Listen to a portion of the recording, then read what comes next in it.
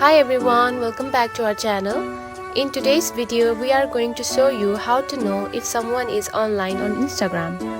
Whether you are checking to see if a friend is available to chat or just curious about someone's activity, we will walk you through all the ways Instagram shows when someone is active.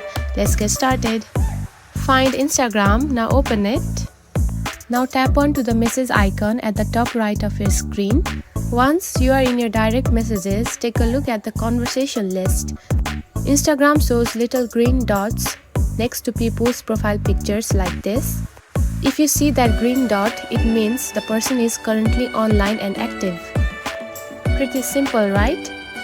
If someone is offline, it will show like this, active 2 hours ago, and it also might not show the green dot, which means the person is not active.